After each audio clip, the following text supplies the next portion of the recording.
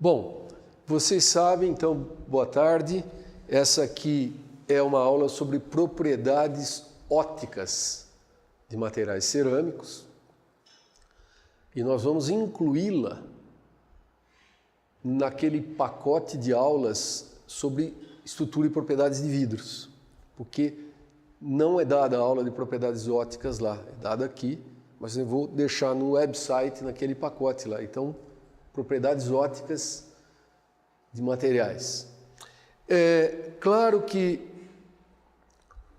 em se tratando em propriedades ópticas, nós vamos falar muito mais de vidros do que de cristais. Nós temos cristais, esse cristal aqui de quartzo, ou este monocristal de zircônia cúbica, transparentes. Todos os cristais inorgânicos dielétricos são transparentes à luz visível. Só que, na prática, nós não temos monocristais. Nós trabalhamos com policristais. Olha o tijolo. O material é policristalino. Então, por que o material policristalino perde a transparência? Se tem maior espalhamento da luz na divisão entre os cristais ali. Exatamente. Os contornos de grão, né? Os materiais policristalinos são feitos de muitos grãos. Há um grande espalhamento de luz e cada um em todas as direções possíveis. Então, a maior parte da luz incidente ela é perdida por espalhamento, vai para todas as direções possíveis. Além disso, tem poros, que também espalham. A maioria dos materiais tem poros e também espalham. E os materiais metálicos têm a nuvem eletrônica. Tem uma nuvem eletrônica, são átomos imersos num mar de elétrons que absorvem a luz. Mas os dielétricos, como no caso quartzo, que é sílica, zircônia cúbica, quando monocristalinos, são transparentes à luz visível. Quais outros cristais transparentes vocês conhecem? Açúcar, cada grão, né? Cada grão, porque o açúcar em pó fica branca, não fica transparente. Assim como a areia. A areia é branca, cada grãozinho daquele é transparente, mas a areia é branca, pelo espalhamento de luz. Mas um cristal de açúcar é transparente, um cristal de sal de cozinha também. O que mais? De materiais cerâmicos, digamos assim, óxidos. Quais outros óxidos transparentes vocês conhecem, além desses aí que eu mostrei? Cristal de sílica. Sílica é isso que eu mostrei aí, que é quartzo. Alumina com alta porosidade? Com baixa porosidade, não, com baixíssima porosidade, pode ser, mas a alumina monocristalina é transparente, que é safira. Alumina monocristalina é safira, quer dizer, a resposta que eu queria é todas as pedras preciosas. As pedras preciosas são óxidos. Esmeralda, citrino, rubi. Rubi é alumina, dopada com cromo, né? Ametista, água marinha. Todas essas pedras são monocristais e são transparentes. Quando sinterizadas, moídas ou sinterizadas, eles perdem a transparência. Então, nós vamos falar muito hoje sobre transmissão de luz, transmissão, refração, absorção de luz, que é uma aula de propriedades ópticas. Vamos colocar uma breve ementa ali, só para eu não me perder muito durante a aula. Então, nós vamos falar sobre um pouquinho, né, sobre cristais, monocristais e policristais, aí sobre vidros, porque os vidros têm muitas propriedades interessantes, mas a propriedade fundamental que torna os vidros tão utilizáveis como eles são é a transparência à luz visível, sem dúvida nenhuma, que leva à beleza estética e à utilidade deles. Nós vamos falar muito sobre vidros e as propriedades deles, né? Aí, quais propriedades? Vamos falar de índice de refração,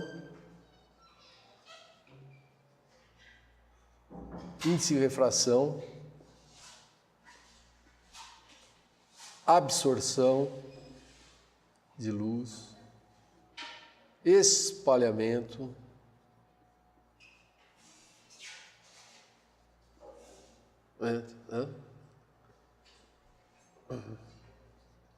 cor, esse tipo de propriedades que serão enfatizadas. Fenômenos ópticos. Tipo de ementa que nós vamos cobrir nessa aula de hoje. Fenômenos ópticos. Imagino que você seja o Vitor, né? Isso. Vitor. Todo mundo aqui. Ok. E para não ficar muito enfadonha também, porque a minha garganta hoje está num estado ruim, vamos apresentar alguns fenômenos e eu quero ver se vocês conhecem a explicação para esses fenômenos. Então, vou mostrar alguns aqui. Primeiro, e de uma importância científica fundamental, é relacionado a fibras ópticas. Para fazer esse experimento, Luciana, eu vou apagar a luz. Não sei se você consegue filmar, eu vou fazer um experimento aqui de luz saindo da ponta da fibra, com todo o resto apagado, tá certo? Então vou apagar um minutinho só. Antes disso, segura uma ponta, daqui a pouco eu apago.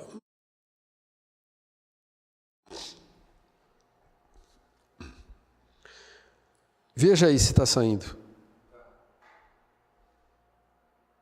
Tá?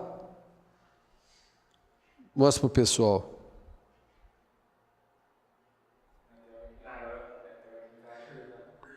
Quando eu acerto o laser. Dá para ver, né? Que fenômeno fantástico é esse, né? De transmitir luz em curva. Você vê, está curva. E com uma intensidade muito parecida com a intensidade de entrada, né? Isso aqui são as fibras ópticas. Isso aqui deu o prêmio Nobel aos inventores disso. Eles ganharam o prêmio Nobel. Com razão. É um dos grandes inventos da atualidade, uma das grandes tecnologias da atualidade. Pois não. Diga o nome, por favor, para a gente filmar. Nome, o ano. Meu nome é Rodrigo, sou da turma de 2010 e é só uma pergunta a respeito, não tão perto de atividades ópticas, mas assim, os professores cuidaram bastante que a fibra óptica, mesmo, até mesmo por ser uma cerâmica, ela é bem quebradiça, mas agora que eu estou vendo esse fio bem grande de fibra óptica, é bem pouco quebradiço, né? Esse é um fibra óptica comercial mesmo ou é uma fibra óptica especial? Essa é uma fibra óptica comercial, mas ela tem um filme de polímero em torno. E não é tão quebradiça porque é fina como um fio de cabelo. Elas têm 50 microns. 50 microns é aproximadamente a espessura de um fio de cabelo. Então elas são flexíveis pela geometria. Claro que são quebradiças. Por isso que tem um filme de plástico, né, protegendo externamente. É mera proteção mecânica. Então, esse é um fenômeno interessante que leva a um material de alto uso, de alto gabarito. Vamos ver se vocês conseguem enxergar. Veja o que tem de estranho, eu vou passar perto. O que tem de estranho aqui nesse material? Depois eu passo para a câmera. O que vocês estão enxergando aí? Tem um furo. Tem um furo. Não tem. Todo... Isso aqui é uma lente com a parte central tem um filme antirreflexo.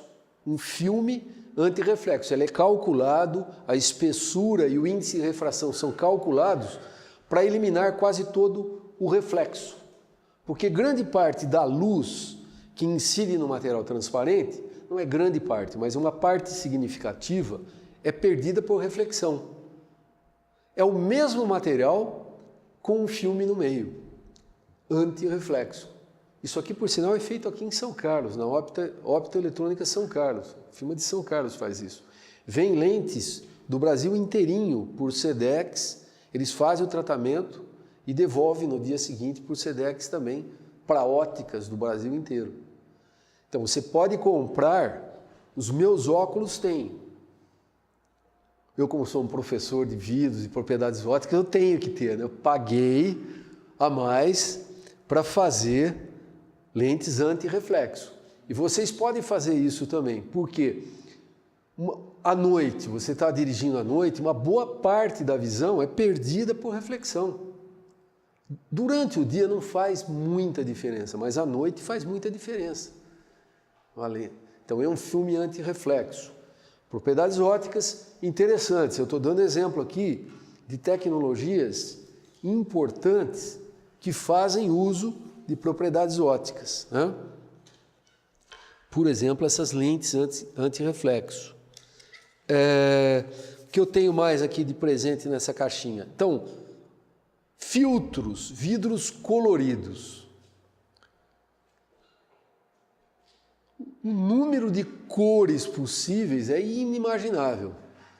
E elas podem ser usadas tanto para fins estéticos, arquitetônicos, como para fins técnicos também. Isso aqui, por exemplo, são filtros de equipamentos ópticos.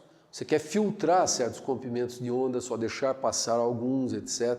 Então, esse fenômeno de cor em materiais transparentes é muito importante. Quando eu disse rubi, por exemplo, rubi é um monocristal de alumina dopado com cromo.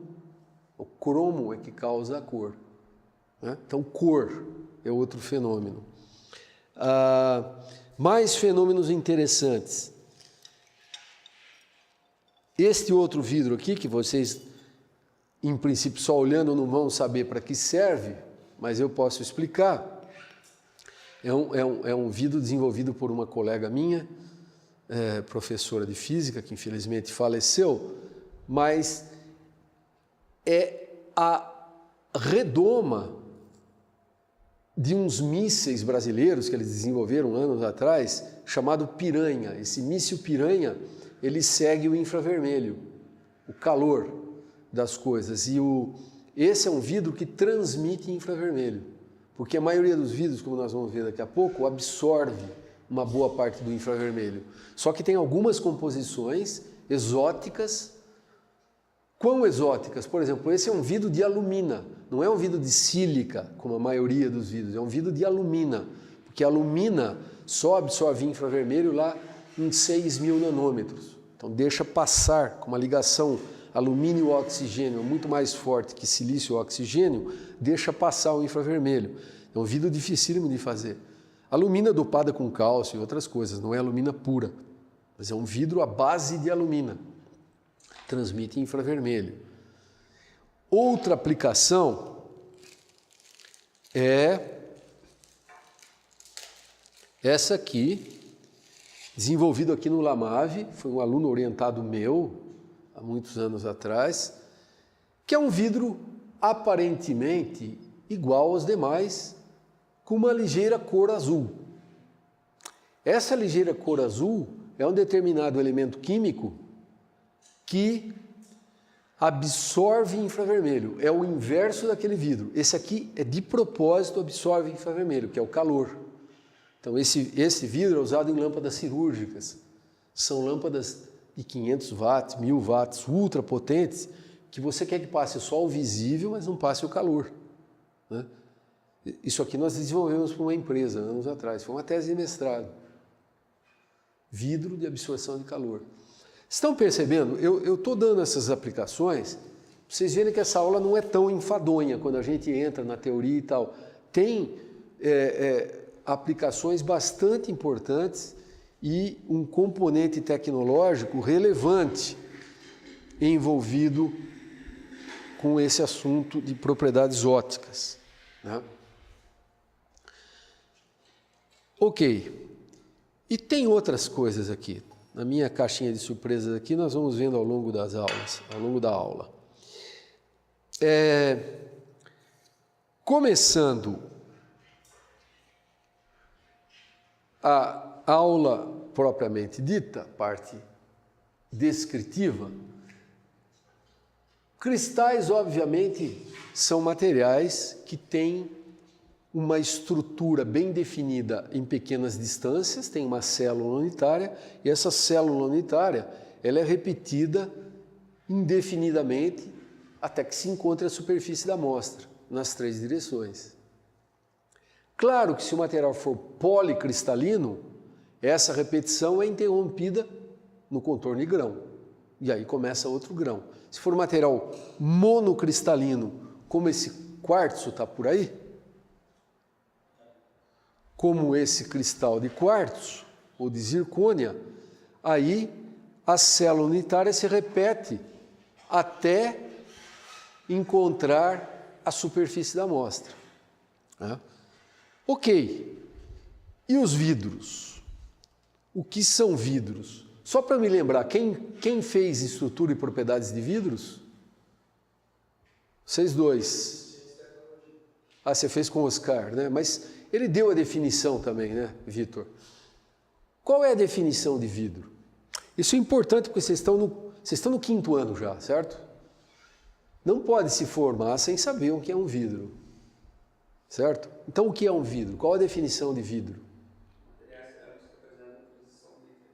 Materiais cerâmicos não cristalinos, faltou essa palavra-chave, importantíssima, que é, então, não cristalino, que apresenta o fenômeno de transição vítrea. Quando for material cerâmico, basta falar vidro. Quando for um material com ligação metálica, aí você tem que falar vidro metálico, porque existem vidros metálicos. E quando for polimérico, você diz polímero vítreo. Quando se não diz nada, só vidro, historicamente, isso é associado aos vidros que nós conhecemos, inorgânicos. Então, material não cristalino que apresenta transição vítrea. E a transição vítrea, só para relembrar, para vocês que estão aí no 5º ano e não viram isso ou já esqueceram, transição vítrea é um fenômeno que pode ser descrito assim, de uma maneira bem simples. Num gráfico volume e temperatura, nós temos um líquido. Quando chega na temperatura de fusão, então aqui é líquido, temperatura de fusão, o material tende a se cristalizar, formando um cristal. Aqui em cima é um líquido verdadeiro, acima da temperatura de fusão. Esse é o caminho normal de solidificação. Mas a gente pode enganar a natureza e evitar a cristalização, entrando num estado de líquido superresfriado. Até que chega um determinado ponto, o líquido superresfriado não consegue mais acompanhar a curva de resfriamento e formamos um vidro. Então, líquido superresfriado e um vidro. Como chama essa temperatura aqui? Quando passa de um líquido superresfriado para vidro?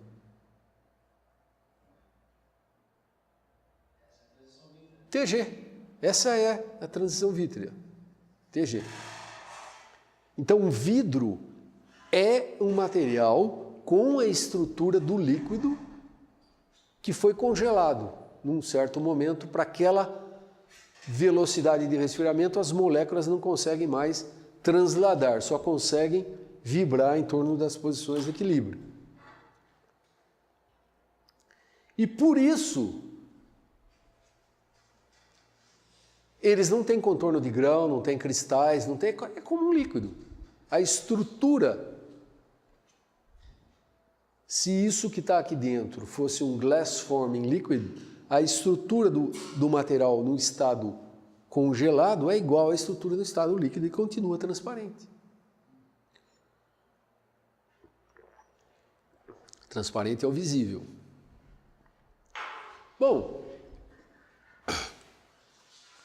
uma propriedade importante é o índice de refração, que é uma propriedade que vocês conhecem desde o cursinho. Qual a definição clássica do índice de refração? Qual a expressão do índice de refração? São duas velocidades. N, o índice de refração N, é igual a quê? R1 sobre L2. É o quê? R1 sobre L2. O que é L1, o que é L2? Velocidade no feixe e não velocidade, mas o ângulo sendo a velocidade. É a velocidade da luz dividido pela velocidade no meio. É a velocidade da luz dividido pela velocidade. A velocidade de uma radiação eletromagnética num meio líquido ou sólido é menor que a velocidade da luz no vácuo. Isso aqui é a velocidade da luz, vamos pôr assim, no vácuo. Isso aqui é velocidade no meio. A de cima é sempre maior. O índice de refração é sempre maior que 1. Isso aqui é sempre maior que 1. Para vidros, o índice de refração depende da composição química, obviamente. Varia de 1,2 a 2,2. Esse aqui é o maior que eu conheço. 1,2 a 2,2. Para vocês terem uma ideia, um material brilhante como esse aqui, isso aqui é zircônia cúbica, não é um vidro, mas é uma joia artificial. Uma das propriedades importantíssimas de joias é brilho. Brilho. E quanto maior o índice de refração, mais a quantidade de luz, por uma dada intensidade de luz incidente, aí é espalhada, é refletida, e aí brilha. Reflexão é devido o brilho é devido à reflexão. Então, o material mais brilhante que tem dos transparentes é o diamante. O índice de refração do diamante é 2,4. Tem vidros com índice de refração 2,2. A olho nu é quase igual a um diamante. Brilha tanto quanto um diamante, quase. Essa zircônia aqui eu não sei de cabeça, mas o índice de refração acho que não chega a 2. Deve ser 1,8, 1,9, depois a gente pode olhar na internet. E brilha bastante, vocês podem passar ali. Oi? Pode ser. Ah, tem mesmo, boa. É alto, puxa vida, 2,15. Olha lá, no diamante é 2,4. É alta, 2,15 a 2,20, depende da zircônia. Tem razão. Dureza MOS, 8,5 mais ou menos. Do diamante é 10. Né? Um vidro nunca chega a 8,5. A dureza dos vidros não passa de 7 de jeito nenhum. Né? As pedras preciosas têm 3 propriedades importantes. Brilho, dureza. Por que dureza? Para não riscar. Porque se risca, perde o brilho, perde a beleza. Né? Os riscos são imperfeições que causam espalhamento. O material riscado perde o brilho. E a cor? Né? No caso dessa zircônia aqui, ela é incolor, mas tem pedras azuis, pretas, amarelas, rosa, etc. A cor, intensidade de cor. Então, por coincidência, esse tipo de brilho aqui é o máximo que a gente pode conseguir num vidro. 2,15 a 2,2. Pode passar de novo. É o máximo que dá para conseguir.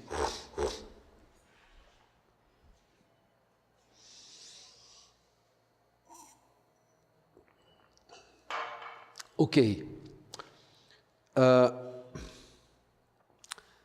Vamos continuar.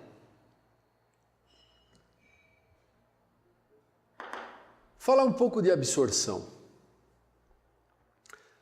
Tem uma equação clássica, equação de Beer-Lambert, e eu tenho certeza que vocês viram isso em Ciência dos Materiais, lá no primeiro ano, segundo ano, certo? Quem vai conseguir lembrar, sem olhar no celular, a equação de Beer-Lambert. A intensidade de luz em função da espessura da amostra. Eu estou falando de uma amostra, para simplificar assim, uma placa de espessura X. Você tem uma placa transparente de espessura X, vem um raio incidente de intensidade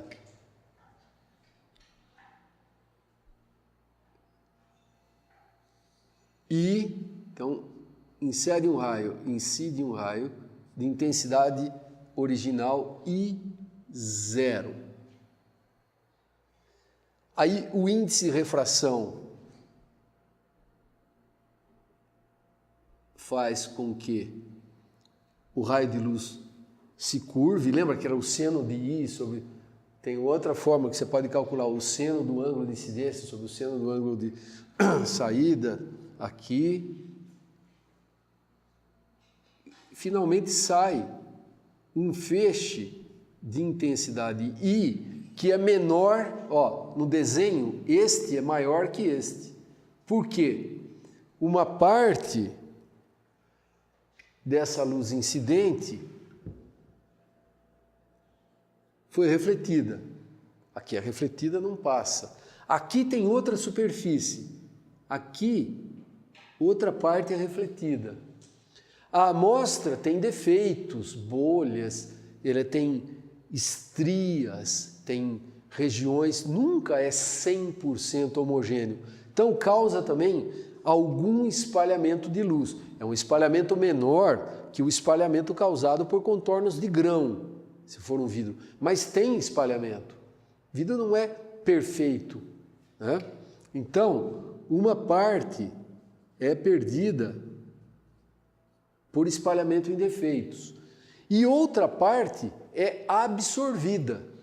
Absorvida mesmo. Tem fenômenos eletrônicos, tem impurezas que absorvem a luz. Então, o coitado do feixe que sai, ele é muito menor do que o que entra. E isso depende da qualidade do material e da espessura.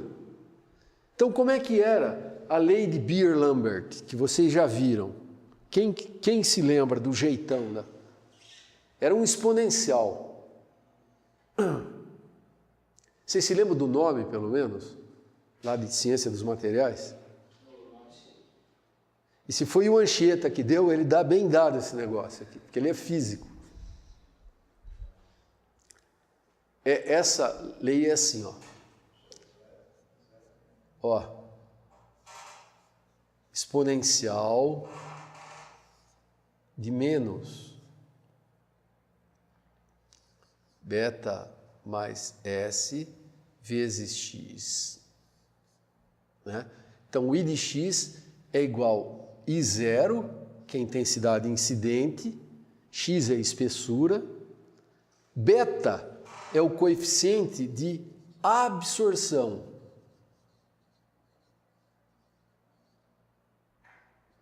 E S é espalhamento.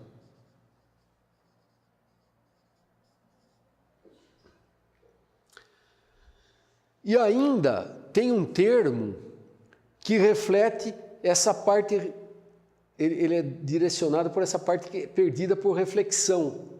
E é perdido aqui, ele é o quadrado ainda, 1 menos R ao quadrado. Então essa aqui é a reflexão nas superfícies. E a fórmula de R é N menos 1 sobre N mais 1 ao quadrado. E aqui entra o nosso amigo índice de refração.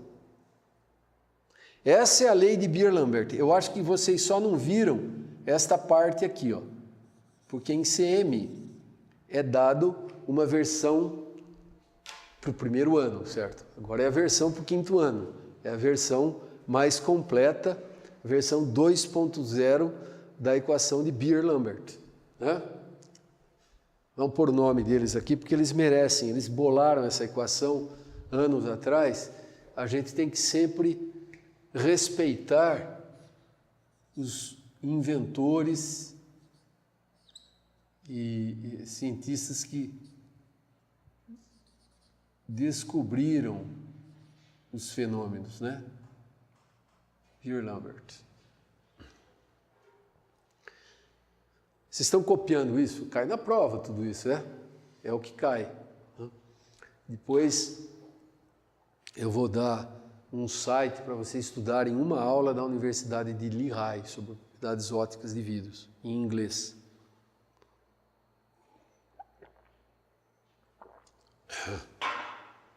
Revisando, I de X é essa aqui. X é a espessura. E 0, incidência. R é a quantidade refletida, que depende do índice de refração. Vocês podem calcular, quanto maior o índice de refração, mais reflete. Aí brilha mais.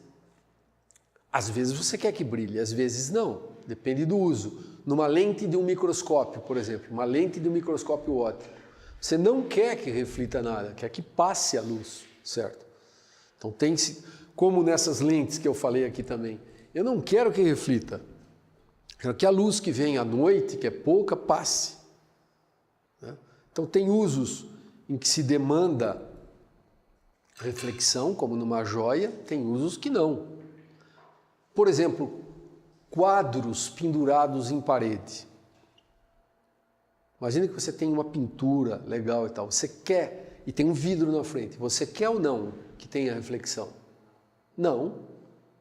Não, porque acende a lâmpada, você mal enxerga o quadro, só vê aí como um espelho. Então, tem vidros, não é caro, aqui em São Carlos, você faz aqui em algumas vidraçarias, você pede para pôr um vidro anti-reflexo no seu quadro. Está vendo como é útil essa aula? Vocês vão sair daqui com alguns ensinamentos úteis, que podem usar o resto da vida. É sério. Quase ninguém... Eu faço muito quadro, eu gosto de quadro. Eu vou numa certa loja aí que eu uso, a moça fala, ninguém pede vidro anti-reflexo, só o senhor pede. Eu falei, então, é porque eu sei que existe, as pessoas não sabem que existe. Né? E vocês podem pedir um quadro anti-reflexo, um vidro de quadro anti-reflexo, podem pedir o anti-reflexo para os seus óculos. Tá vendo? A coisa vai ficando mais interessante. Esse conhecimento que vocês estão recebendo ao longo desses anos tem que ser usado para a melhoria da sua vida e para a melhoria da vida dos outros também, mas para a sua também. Né? Bom, então, essa aqui é a lei de Beer-Lambert. Quem causa espalhamento? Defeitos. Em vidros, bolhas e estrias. Eu vou mostrar para vocês o que são estrias. Bolhas eu não preciso mostrar, vocês sabem o que são bolhas. Estrias, quem tiver um pouquinho de cuidado vai enxergar. Essa amostra aqui é preciosa, viu, pessoal? Essa amostra eu ganhei de um professor na Universidade de Sheffield, quando eu fazia doutorado no século passado. Ele está vivo ainda, eu vou encontrá-lo em setembro, que eu vou dar uma palestra lá em Sheffield. Está fazendo 100 anos o departamento, eu vou dar uma palestra. E esse professor está vivo, e eu vou encontrá-lo. Ele me deu essa amostra, que é uma amostra medieval. Quando ele me deu, tinha 500 anos, agora tem quase 600. Né? Ele colecionava amostras de igrejas medievais e fazia datação de carbono e tal, e estudava as propriedades. Esse está polido, mas olhem dentro com cuidado, Rodrigo. O que você vê aí dentro desse vidro? Que é um vidro feito há 500 anos atrás. Você consegue enxergar estrias, regiões que têm um índice de refração diferente da média? Parece que a luz aqui. Isso. Olha contra a luz que dá para enxergar. Só não deixa cair. Não, o dedão tudo bem. Você só não deixa cair essa amostra, porque aí é reprovação imediata nessa disciplina, né? Expulsão da universidade. Não pode quebrar essa amostra. Já me quebraram uns pedacinhos, vocês estão vendo? Tem uns Professor, imagino que você vá por esse... Talvez, né? Mas só pela curiosidade mesmo. Imagino que você vá pelo caminho, mas bolha a gente consegue inferir e tal, bolha, ar preso durante o processamento, ficou ali um gás ou alguma coisa e forma uma bolha. Como é que forma uma estria? Estria é falta de homogeneidade. Os vidros, né? Maior ou menor, volatilização, uma parte volatiliza mais que outra, o refratário é atacado, vem um pouco de zircônia do refratário, alumina, enfim, um vidro fundido é muito, muito, muito mais viscoso que isso aqui. Isso aqui é água, viscosidade, 1 centipoase. Vidro fundido, acima da temperatura de fusão, um líquido formador de vidro, 100.000 poases, 5, 6 ordens de grandeza mais viscoso que isso. É como um asfalto quente. Então é difícil homogeneizar quimicamente, por vários motivos. Homogeneizar as matérias-primas, ou o que veio do refratário, ou porque volatilizou um elemento, ou porque um é mais denso que o outro.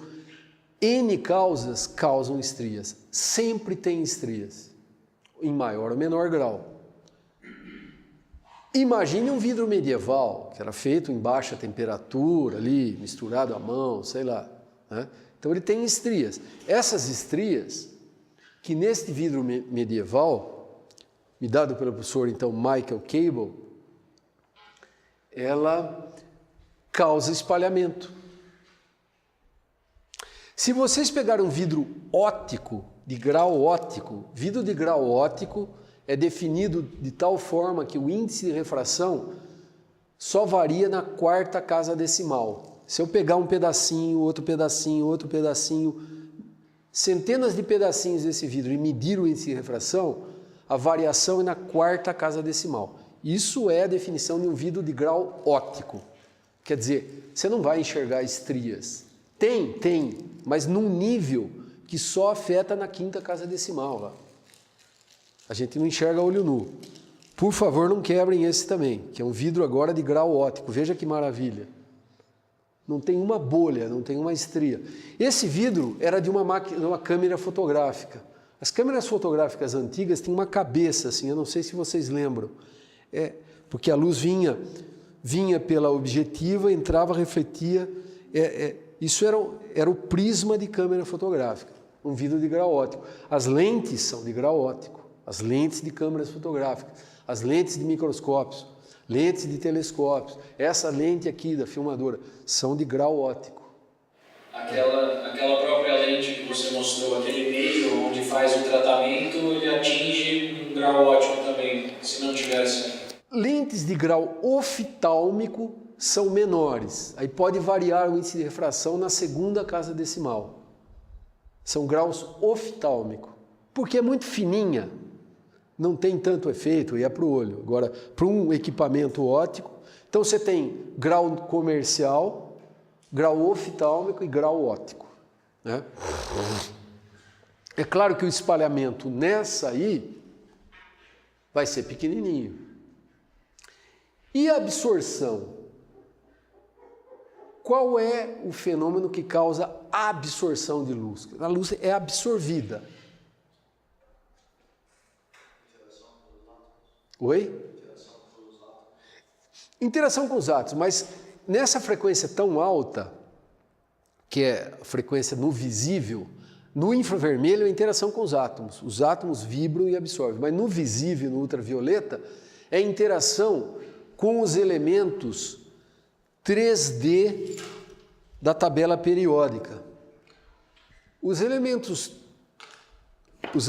de transição da tabela periódica, essa é a famosa tabela periódica. Nós temos aqui os elementos de transição. Vou mostrar para a classe daqui a pouco. Titânio, vanádio, cromo, manganês, ferro, cobalto, níquel, cobre. Tá? Titânio, vanádio, cromo, manganês, ferro, cobalto, níquel, cobre. Esses elementos tem a camada eletrônica de incompleta. Então, interagem com os fótons e essas transições eletrônicas absorvem determinados comprimentos de onda, dando cor. São esses que dão cor. E todo material que tem cor tem absorção. Cor é absorção. Tem cor que a gente enxerga e tem cor que a gente não vê, mas tem absorção, certo? Precisa ter um certo nível para ser visível a olho nu, mas sempre tem absorção. Eu posso ter um vidro com 20 ppm de ferro. Você não vai enxergar a olho nu, mas ele está absorvendo. Quando a gente pega uma espessura X de 1 km, que nem a fibra óptica, certo? Aí nós entendemos o efeito da cor. Esse experimento que nós fizemos, mostrando uma amostra de vidro fininha, colorless, sem cor, e a mesma amostra olhada lateralmente, uma espessura de 50 centímetros, verde escuro. Né? Todos têm cor. Você fala, esse vidro não tem cor? Tem. É que a gente não vê. Se você pegar uma amostra espessa, aí você vai enxergar a cor dele de verdade, que é uma combinação desses elementos. Então, algumas eu sei de cabeça. Cores puras. Por exemplo, o titânio. Titânio pode ser mais 3 e mais 4. Né? Um deles tem cor, agora eu esqueci qual dos dois, e o outro é incolor. Vanádio, em qualquer estado de oxidação, em geral é verde, verde bem escuro, é um verde diferente do ferro. Cromo também é verde, manganês é marrom, ferro é interessante, esse eu sei bem porque eu já estudei. Ferro no estado de oxidação mais 3 dá amarelo. No estado mais 2, é exatamente esse vidro aqui, ó, de absorção de calor, foi feito em condições redutoras, então todo o ferro do vidro, 150 ppm, 200 ppm, no estado mais 2, dá azul. Agora, azul com amarelo dá verde. Por isso que os vidros comerciais são verdes, porque um pouco do ferro que está dissolvido ali está no estado mais 2, um pouco no estado mais 3. Quanto? Depende das condições de oxirredução lá do banho industrial. Mas tem sempre 20% de um, 80% do outro, 70%, 30%, 50%, 50% e sempre dá tons de verde. Mas você quer que fique absorção de calor? Tem que ser azul. Aí que está o conhecimento em engenharia, aí tem que fundir em condições redutoras. Sabe como nós fizemos para conseguir esse vidro? Foi uma tese de mestrado e tal. Como que você faz um vidro em condições redutoras no laboratório? Depois de testar várias coisas, a gente misturava com açúcar e tampava o cadinho. Carbono ali, reduzia todo o ferro para o estado mais 2, ficava azulzinho assim. Mas levou um mestrado para descobrir, né? Como fazer direitinho, como ficar homogêneo. Então, cor, na realidade, é muito importante, mas também é a causa de absorção. Então, um vidro colorido passa muito menos luz do que um vidro aparentemente incolor. Se bem que não existe o vidro incolor mesmo. Mesmo uma fibra óptica como essa aqui, que tem algumas partes por bilhão só de impurezas metais de transição, tem a cor dela. Se olhar daqui a 5 km, você vai ver que é esverdeada. Aliás, quais impurezas então são perigosas? Só os elementos de transição e os terras raras. Eu não tinha dito também que esses todos aqui, que são os terras raras, dão cor. Só que os terras raras são raros. Quase não tem nas matérias-primas naturais. A gente se preocupa mais com os metais de transição do que com eles, porque eles são mais raros, mas eles dão cor. Determinados minerais têm esses materiais associados e eles dão cor também. Professor, mas nesses também, aí o orbital 3D ou... Aqui é o F. 3F. Orbital 5F, os orbitais F. Aqui os D, aqui o F, né? O outro orbital. Mas que as transições são da mesma ordem de magnitude em termos de frequência e energia, por isso que dá cor. E cor é engraçado. A cor é assim, absorve uma parte do espectro, que são picos de absorção, sobra o restante, isso que é a cor, porque o espectro branco são todas as cores. Quando você tira o vermelho, resta uma outra cor. Você tira o azul, resta outra cor. É assim, é por diferenças. Do branco, uma cor é retirada, que é a cor referente à absorção da transição daquele determinado elemento. Então, continuando aqui as cores, a garganta está terrível. Professor, que é a mesma coisa das folhas, né? Mesmo raciocínio. Oi? Das folhas das árvores que absorvem mais. Mesmo raciocínio. Cobalto dá azul, em geral. Cobre dá verde, níquel dá marrom. E o cobalto dá um azul diferente. Não dá esse azul, aqui tem vários tons de azul. Esse é o azul do ferro mais 2. O azul do cobalto é aquele das garrafas de vinho alemão. Liebfrau, Milk, sabe aquele? É um azul escuro. É inconfundível. Aquele é o azul do cobalto. Combinações desses elementos e dos seus estados de oxidação, porque todos esses elementos têm 2 ou 3 estados de oxidação, é que leva a um leque infinito de cores. É um número infinito de combinações possíveis. Sempre das curiosidades, sempre dos interesses, essas cores assim mais específicas, que nem você falou, inconfundível. Essas cores mais específicas que ficaram por estética, elas vieram mais por causa das matérias-primas, né? Que antigamente o pessoal usava, não tem nenhuma assim, a questão estética mesmo, da maioria das aplicações não tem nenhuma, vamos dizer assim, aplicação de engenharia. Mas foi vamos dizer assim, um acaso, ou não? Veja, antigamente, como você bem falou, só se dispunha de matérias-primas naturais. Então a cor que vinha. E gostava de uma determinada cor, tentava manter o fornecedor daquela área, daquela areia, daquele carbonato, aquele feldspato. Hoje, quer dizer, desde 1880 foi quando foi fundada a indústria química. A indústria química foi fundada em 1880. 1880 começaram então a fabricar óxidos, nitratos, carbonatos, hidróxidos quimicamente, né?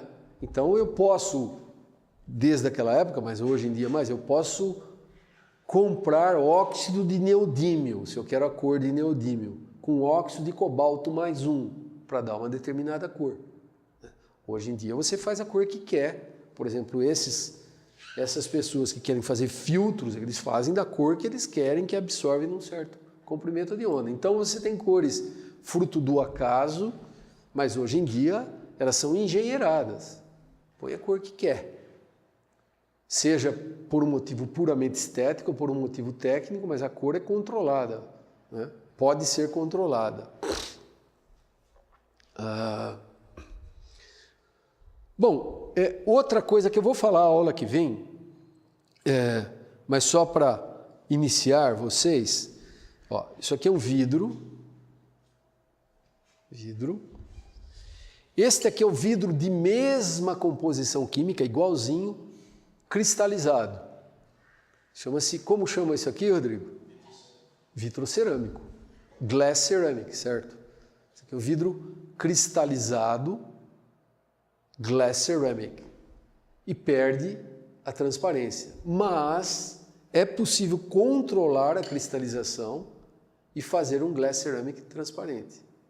Esses três têm exatamente a mesma composição química. A mesma composição. O que variou aqui é o tratamento térmico. Então é possível fazer um tratamento térmico de maneira que a taxa de nucleação seja tão alta que os grãos não conseguem mais crescer. Tem tantos núcleos, tantos cristais, que um grão encosta com o outro, eles não conseguem crescer e o material continua transparente. Na aula que vem a gente vai ver em detalhe, né? Esta é a cor do titânio, viu? Porque esse material é nucleado com titânio. O agente nucleante aqui é titânio. É um mel, um âmbar. Esse é o titânio. E precisa bastante titânio. Aqui tem 7% em mol de titânio, de óxido de titânio, para dar essa cor. Se puser 7% em mol de ferro, fica preto. 7% em mol de cobalto, fica preto. Então, desses elementos, além da cor, o coeficiente de absorção varia bastante. Não é só a cor que varia de elemento para elemento, mas é o coeficiente de absorção. Então, com alguns elementos basta uma pitadinha para dar cor. Com outros você precisa pôr bastante para dar uma cor visível, né? Que é esse beta aqui. Então esse beta, ele depende, foi bom eu falar nisso, que ele depende, absorção cor, depende do elemento, né, químico, é o elemento químico que está dissolvido, que pode ser metal de transição ou terra rara. E a intensidade e a cor variam de elemento para elemento. A intensidade, o valor desse beta, que é o coeficiente de absorção. Ainda lembre-se que tem uma exponencial aqui. Qualquer alteração aqui, no total altera muito, porque a exponencial é muito forte, certo? Matematicamente é muito forte. Pequenas variações aqui levam a grandes variações aqui. Esses aqui são mais importantes do que os que estão fora da exponencial. Para qualquer equação é assim. Os termos dentro da exponencial são os dominantes. Então, os dominantes são a espessura, que nós vimos experimentalmente lá fora, que diferença faz. O coeficiente de absorção e o coeficiente de espalhamento. Esse produto aí é que domina quanto de luz vai sair e que cor vai sair. Vai ficar o material.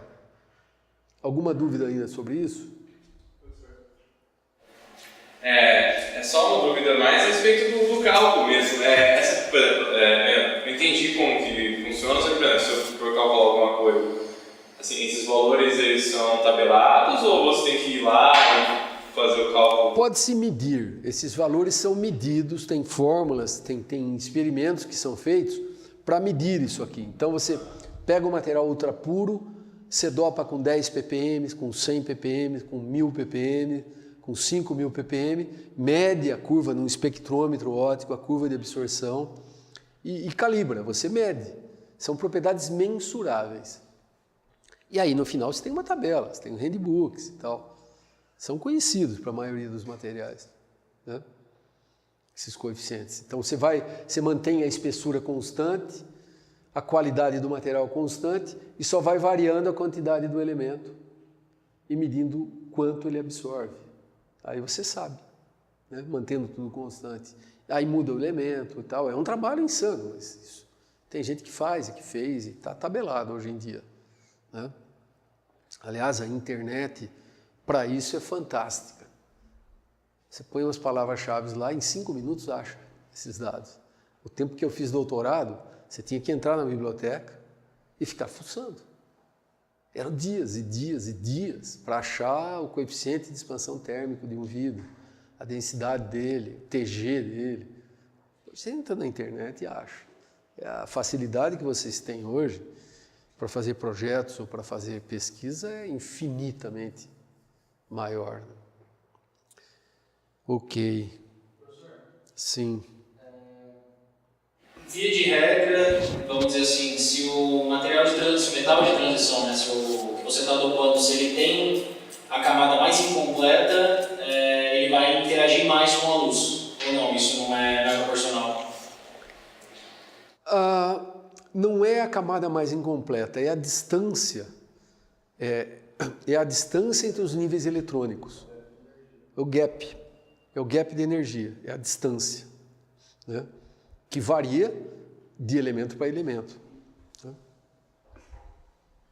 Bom, outra curva com fenômenos relacionados extremamente importantes é a curva de absorção, então, que é ditada por essa equação de absorção ou transmissão de radiação eletromagnética, luz.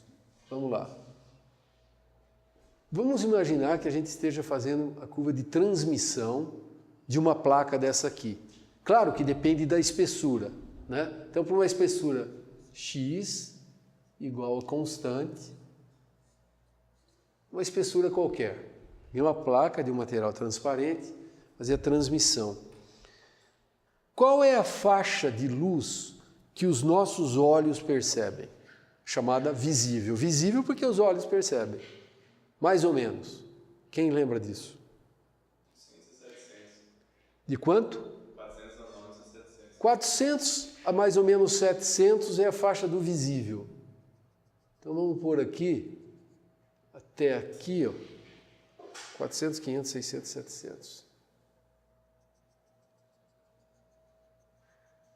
Essa aqui é a faixa do visível.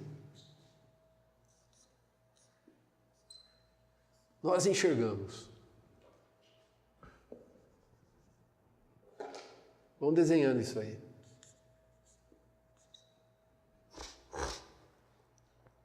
Para cá, então, é o infravermelho, e o infravermelho para...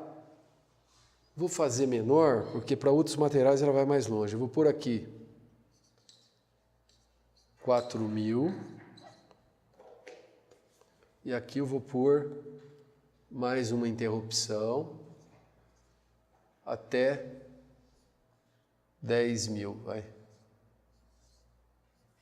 Vejam que eu coloquei uma interrupção aqui, senão ia ter que ir até o fim da lousa lá, não tinha, né? Porque 4 está fora de escala, né? Então eu fiz aqui uma interrupção no eixo, tá?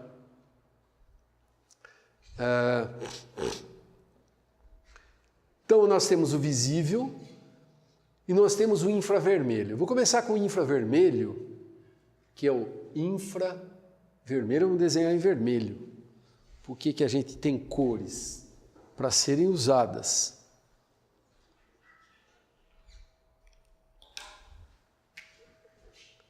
Infravermelho, então... Cadê os 4.000? Estão aqui?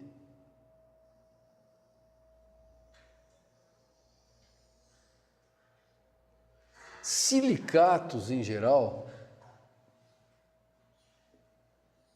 vidros silicatos, eles absorvem, eles transmitem o infravermelho, quando é zero, porque absorve daqui em diante. Daqui em diante é zero. Por quê?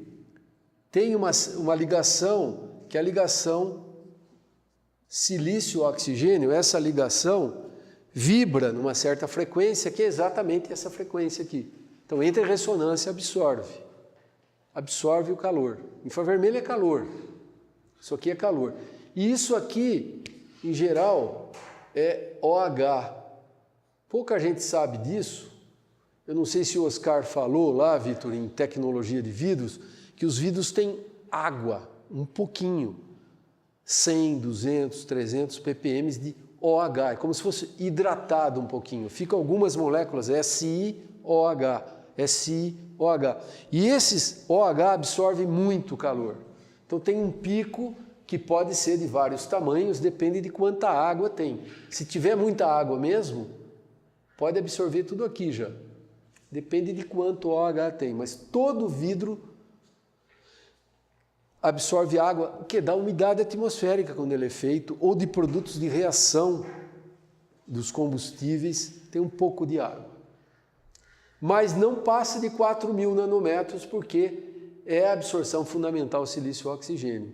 Já esse vidro aqui, que eu falei que é de alumina, é um aluminato de cálcio, ele é feito para transmitir infravermelho. Então, o aluminato de cálcio acaba transmitindo até uns 6.000.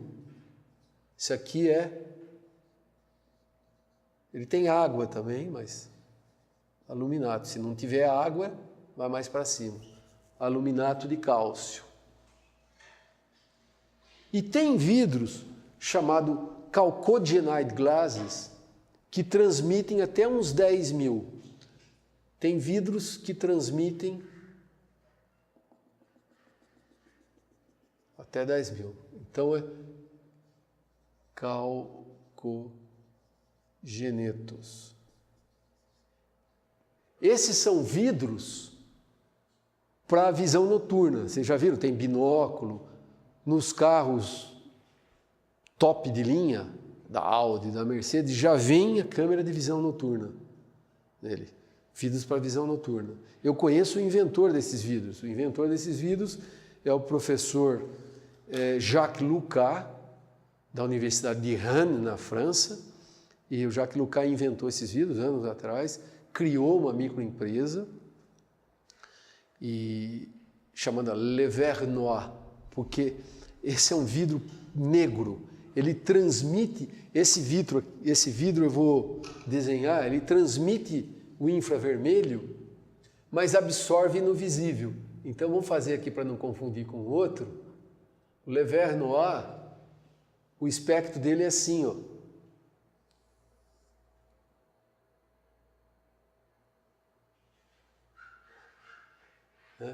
Ele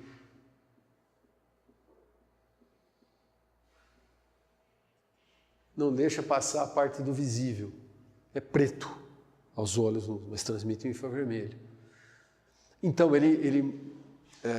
o Jacques Lucas montou essa empresa, começou a vender e tal, cresceu, aí foi comprada por uma empresa americana. Ele ganhou tanto dinheiro que ele se aposentou, agora ele mora um tempo na França, um tempo nos Estados Unidos, né? Me encontrei com ele faz uns 4, 5 anos e o filho dele virou professor da área de vidros também. Trabalha nos Estados Unidos, Pierre Lucas. Mas enfim. Esse movimento de onda que acontece nessa queda no ar lá, qual seria? Esse aqui, 2,7 mais ou menos. Isso aqui é mais ou menos 2.700 nanômetros. 2,7 micros. E esse aqui é 3,5, 3.500, 4.000. Né? Então nós temos, para não confundir muito a curva, nós temos aqui silicatos, né? Silicatos, o aluminato e os chalcogenetos. Assim mesmo, os silicatos transmitem toda essa parte aqui de infravermelho. Né? Os silicatos transmitem bem o visível.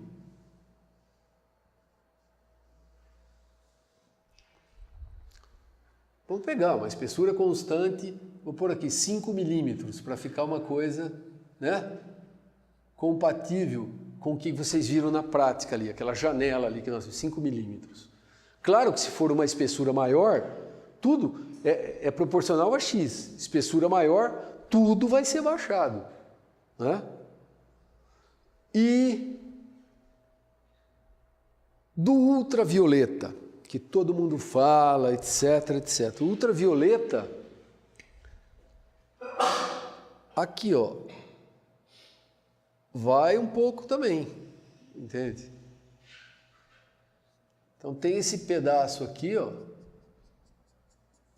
que é ultravioleta. Ainda no ultravioleta tem, grosso modo, o A e o B. Quem tem conexão à internet aí, hein?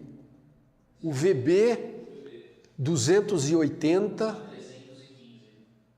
é bem estreita, né? 280 na minha escala a 315. Aqui seria o VB.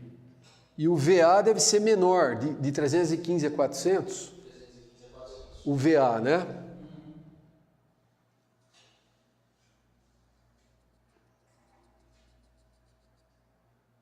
Então, isso aqui, ó. Vamos escrever aqui, o VB foi de 280 a 315, tá? O VB. E o VA, em outra cor aqui,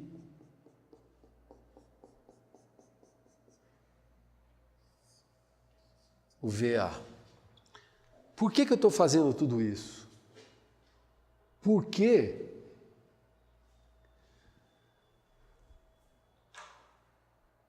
os vidros, em geral, absorvem uma boa parte do UVB. O VB é esse que deixa a gente vermelho no sol. Você vai ao sol, etc., fica vermelho tal, e com mais tempo queima e faz o diabo. Esse é o VB. Os vidros absorvem uma boa parte. Se você estiver dentro de um carro, por exemplo, você vai ser pouquíssimo queimado, porque grande parte é absorvida pelos vidros. Justamente pelo ferro mais 3. O ferro mais 3 que tem nos vidros, ele tem um pico de absorção que é ali perto do UVB. Então passa pouco o UVB. Eu fiz esquematicamente aqui, mas depende do vidro. Cada vidro tem pode ser assim, entendeu? Passa pouco o UVB. Agora o VA passa.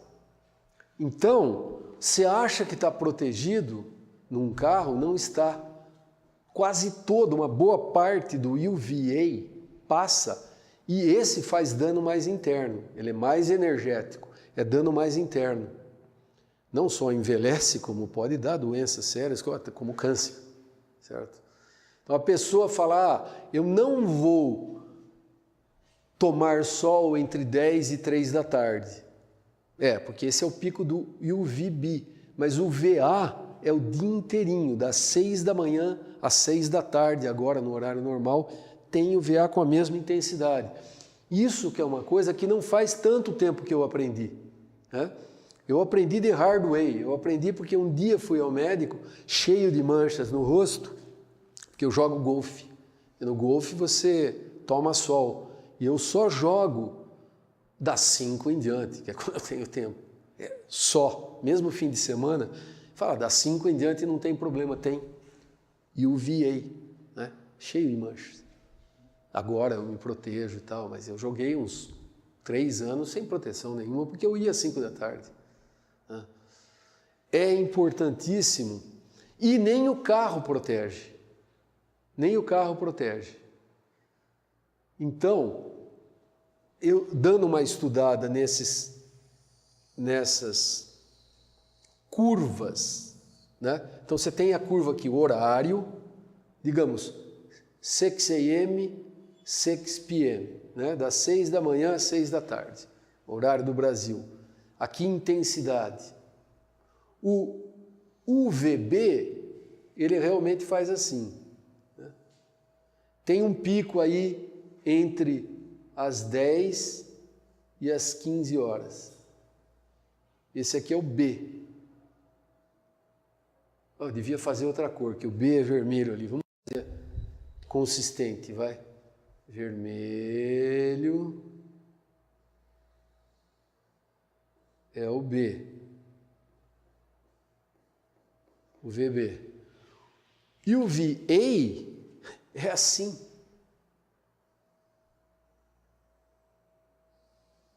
Esse aqui é o A. É o dia inteiro com praticamente a mesma intensidade. Então, estou falando que essa é uma aula prática pra caramba, estão aprendendo mais uma coisa. Quando forem usar protetor solar, e tem que usar, a mancha não vai aparecer nessa idade, mas daqui a um pouco aparece. E a mancha não é nada, pior é câncer e outras doenças, né?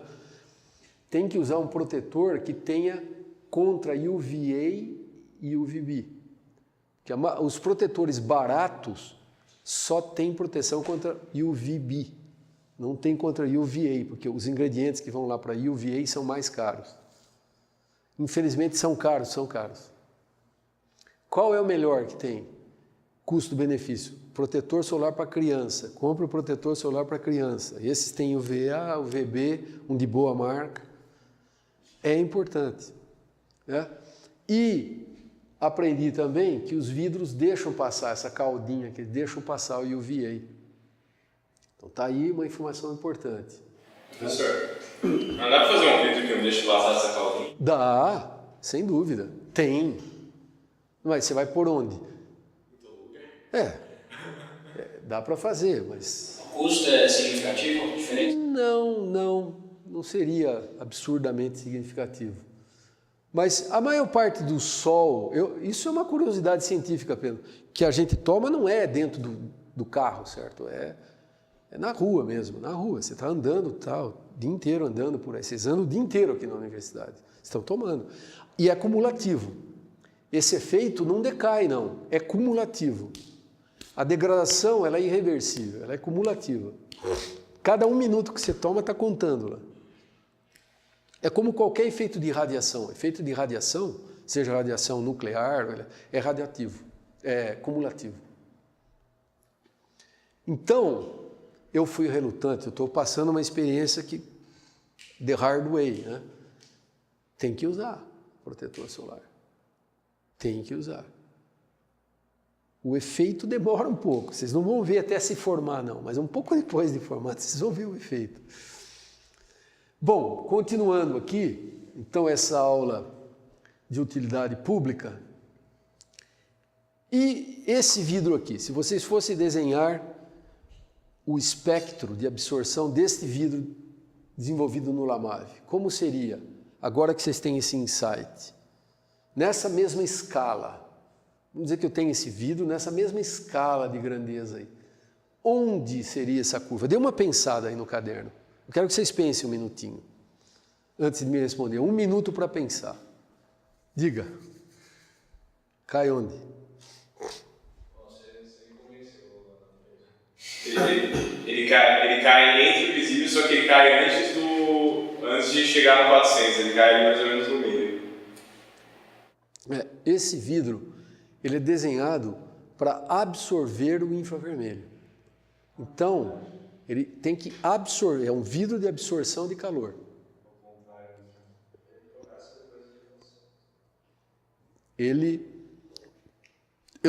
O ultravioleta eu não sei.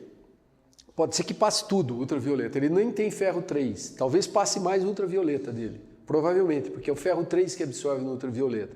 Então, ele é mais ou menos assim, ó.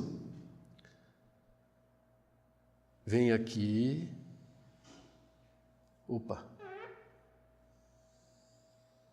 Menos visível. Tá vendo que ele é colorido? Então passa menos do que um incolor. Menos visível. Mas ele corta o calor. Esse aqui é o vidro de absorção de calor. Professor, mas aí ele cai um pouco, ele começa a cair bastante um pouco antes de acabar o nosso visível, não é isso? Porque senão a gente não conseguia enxergar a coloração azul. Mas ele já está abaixo, né? Claro, você enxerga azul, porque ele corta o vermelho. Você tem razão. Ele tem que cair um pouco antes para ele cortar o vermelho também. Foi bem observado isso. Ele tem que cair antes, né? Para cortar. Eu fiz esquemático, mas isso é mais correto. Ele corta o vermelho e fica azul. Ele tira o vermelho do... Isso mesmo. Um vidro de absorção de calor. Então ele vai passar bastante do ultravioleta, menos do visível, mas passa bastante. 70, 80, aí depende da espessura, né? E da quantidade de ferro. Nesse caso aqui tem mais ou menos 1%. 1% dá 1000 ppm, né? 1000 ou 10.000? Deixa eu fazer a conta aqui. 10.000, né? 10.000 ppm, é bastante ferro, 10.000 ppm. Então ele absorve bastante do visível, mas bastante do infravermelho. Sobra, nunca é tudo 100%, ainda passa um pouquinho, né? Mas também passa ultravioleta. Então, eu estou com isso aqui, mostrando para vocês como dá para desenhar. O engenheiro de materiais, ele tem que ser capaz de projetar materiais. O exemplo que eu sempre dou, qual a diferença de um engenheiro civil e um engenheiro de materiais? Eu fui alugar um apartamento um dia desses, estavam morando 3 estudantes de engenharia civil lá da USP.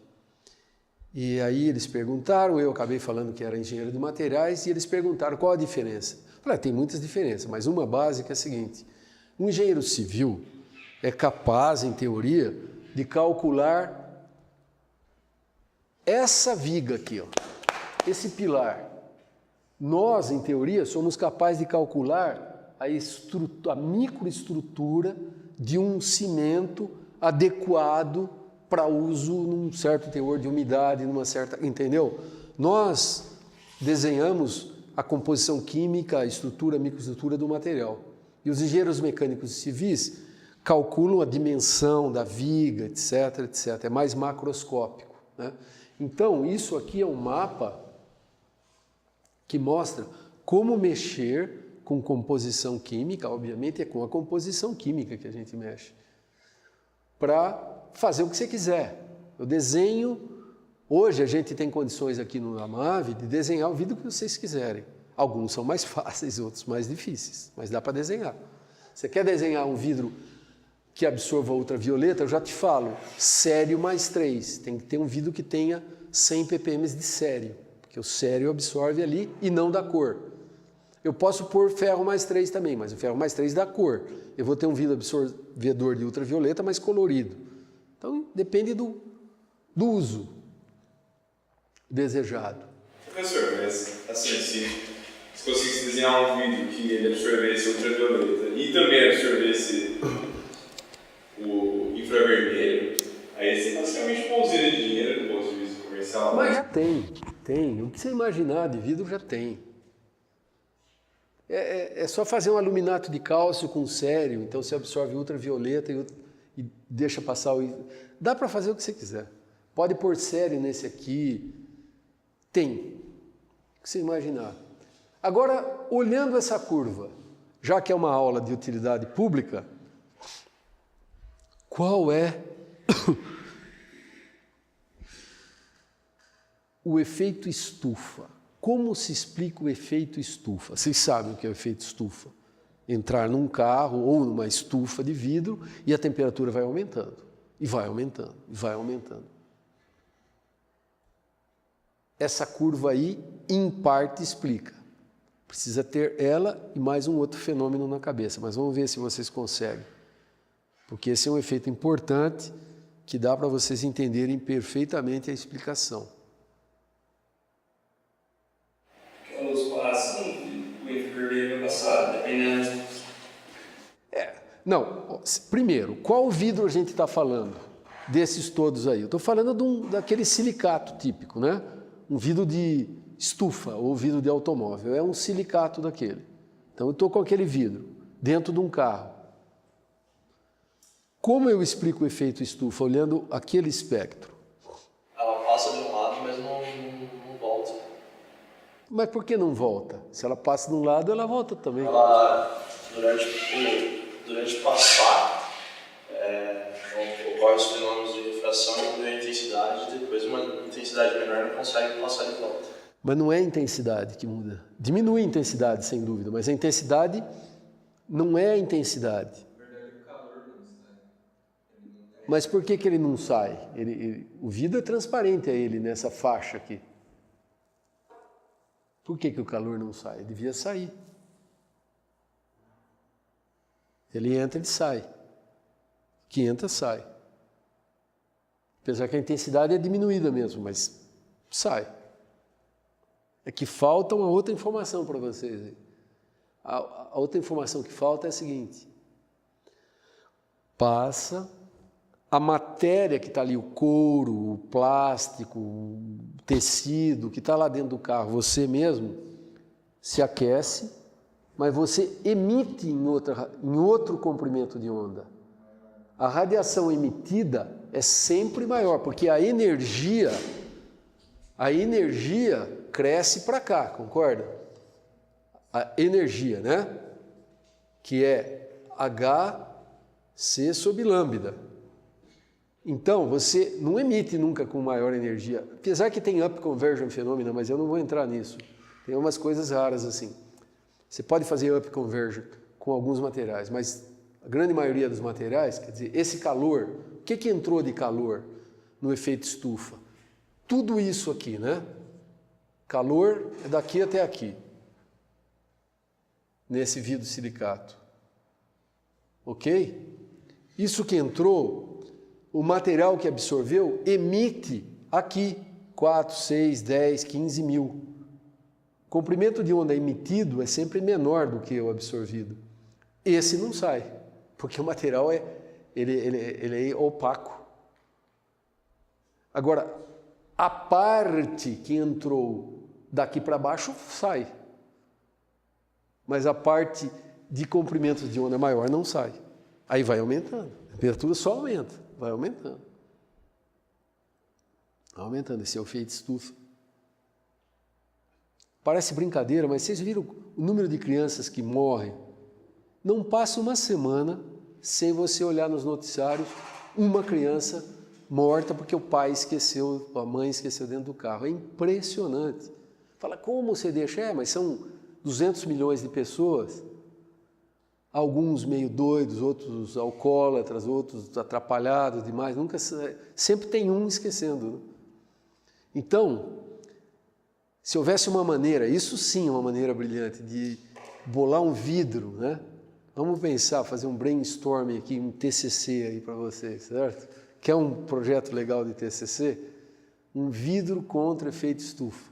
Não sei a solução, mas está isso. Professor, não é propriedade óptica, mas se aumentasse